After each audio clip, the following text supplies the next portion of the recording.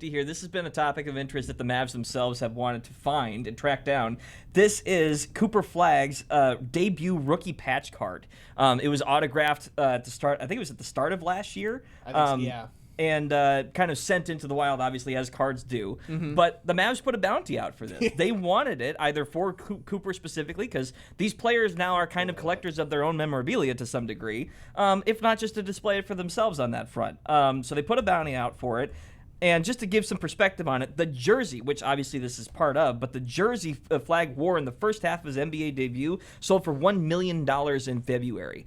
The current valuation for the most recently highest paid Flagg card is $366,000, so a third of that. This will probably net a pretty sizable chunk if Absolutely. the person wants to sell it. Members Or of you can do this bounty. Right, exactly. Members of Roadie Breakers are the ones that found this. It was a division of baseball cards in a Rhode Island retail shop. They opened up a box of trading cards and found it. Apparently, they found it on stream. It did, yeah.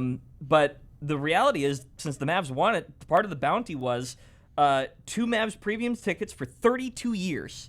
Season tickets. A signed, game-worn Flagg rookie jersey, plus a post-game photo with the star, private photo shoot with the Rookie of the Year trophy, and an expenses-paid road trip with the team, and more. They wanted this thing. This is just another example of how, card culture is so ingrained into sports in general. We kind of take it for granted a little bit because most of us grew up with some, right? Like we have either sitting in a binder someplace or anything on those lines.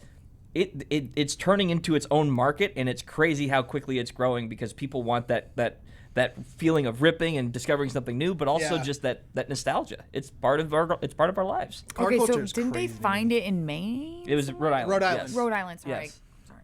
No, that's okay. That side of the But country. yeah, it was on the stream, and it was crazy to see them they kind of got almost emotional that they found. They're like, oh my god, Dude, yeah, no, it's an experience when you open Yeah. something and you understand the weight of what you're seeing, Yeah. right? Especially given that the press that this thing has had, Yeah. to open that up and discover it must have been like, is this real? You know what I mean? Like the national treasure. seriously, yeah. Movie reference. They didn't have. Oh, good. Thank you. Let's They go. didn't have to steal the Declaration of Independence. Oh, that's what I was thinking. Yeah. Well, one of the You were same. close.